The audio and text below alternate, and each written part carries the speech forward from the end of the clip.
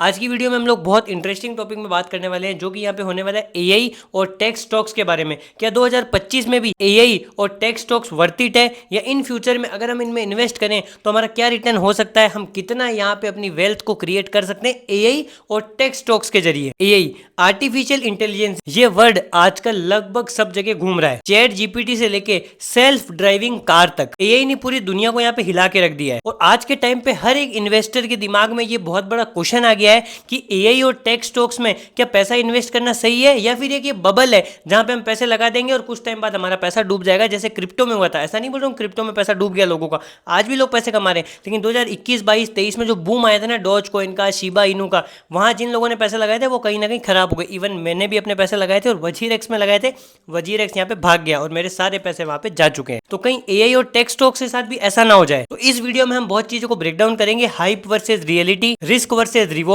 और आपको क्या अप्रोच रखनी चाहिए। देखो, हर नई टेक्नोलॉजी शुरुआत में हाइप क्रिएट करती है। 1990s में .com का यहाँ पे बबल आया था, हर कंपनी ने अपने नाम में, अपनी वेबसाइट में .com को लगा दिया था, सबको लगा ये इंटरनेट हमें रिच बना देगा। लेकिन हुआ क्या, 2000 में ये बबल फट गया और सारी कंपनीज यहाँ पे डूब गई। लेकिन कुछ विनर्स जैसे अमेजोन, गूगल, माइक्रोसॉफ्ट, उन्होंने लॉन्ग टर्म में यहाँ पे लोगों को करोड़पति बनाया है। एआई की भी आज वही सिचुएशन है, बहुत ज्यादा हाइप पे है, लेकिन हर कंपनी जो एआई पे काम कर रही है जरूरी नहीं है वो सक्सेसफुल होगी। अब सवाल आता है कि आज के टाइम में कौन सी एआई वाली कंपनी आगे इन फ्यूचर में सरवाइव करेगी। तो मेरी रिसर्च कहती है 3 चीज यहाँ पे सरवाइव कर सकती है। पहली है चिप मेकर्स, जो कंपनियां चिप बनाती है जैसे कि एनवीडिया, एएमडी, क्योंकि एआई के लिए मैसिव कंप्यूटिंग की यहाँ पे जरूरत पड़ती है और ये कंपनियां वही चीज को सप्लाई करती है। दूसरा आता है क्लाउड गेम्स, जैसे Microsoft Azure, Google cloud, Amazon web services. ये कंपनियां इसलिए आगे बढ़ सकती है क्योंकि एआई को ट्रेन करने के लिए डाटा सेंटर्स की जरूरत पड़ती है और ये कंपनियां वही चीज को प्रोवाइड करती है। तीसरा है सॉफ्टवेयर इंटीग्रेटर, जैसे एडोब, सेल्सफोर्स, जो अपने प्रोडक्ट्स में एआई को ऐड करके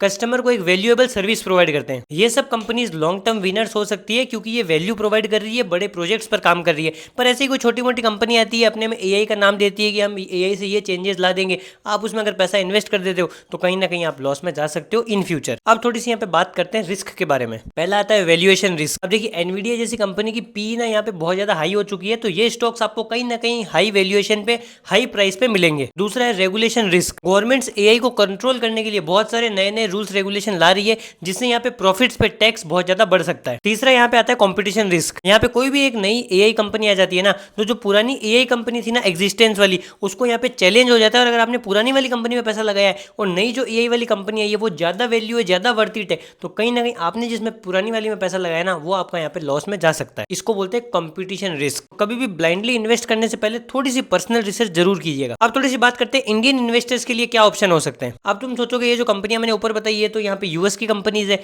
इंडिया में हम कहाँ पे इन्वेस्ट करें। तो देखिए, इंडिया में अभी एआई फोकस्ड, एकदम एआई फोकस्ड वाली कोई भी स्टॉक कंपनी नहीं है, मतलब जो स्टॉक मार्केट में लिस्ट है। लेकिन इनडायरेक्टली फायदा किसको होगा, आईटी सेक्टर्स वाली कंपनी को होगा। उसमें कौन सी कंपनीज आती है, जैसे टीसीएस, इन्फोसिस, विप्रो, जो एआई बेस्ड प्रोजेक्ट्स यहाँ पे क्लाइंट्स के लिए बना रहे हैं। और अगर तुम ग्लोबल एक्सपोजर चाहते हो तो ईटीएफ या म्यूचुअल फंड भी चूज कर सकते हो। फॉर एग्जाम्पल नेस्डेक 100 ईटीएफ या फिर यूएस फोकस्ड इंडेक्स फंड में इन्वेस्ट कर सकते हो। तो फाइनल वर्डिक्ट या कंक्लूजन की अगर बात करें, एआई और टेक स्टॉक्स में जितना यहाँ पे रिस्क है ना, उतना हाई रिवॉर्ड भी है। हर नई टेक्नोलॉजी साइकिल में कुछ विनर्स होते हैं, कुछ यहाँ पे लूजर्स होते हैं। और अगर लॉन्ग टर्म सोच के रिसर्च करके कंपनीज में या ईटीएफ में इन्वेस्ट करोगे तो आप यहाँ पे फायदे में ही रहने वाले हो, क्योंकि ये सब चीजें फ्यूचरिस्टिक है। लेकिन शॉर्ट टर्म हाइप के चक्कर में, शॉर्ट टर्म में ज्यादा पैसा बनाने के चक्कर में जाओगे तो आप लूज कर सकते हो अपने पैसे को। तो आई होप आपको ये वाली वीडियो पसंद आई होगी। मैं आपसे मिलता हूँ एक नई वीडियो और एक नए टॉपिक के साथ। तब तक के लिए जय हिंद, वंदे मातरम।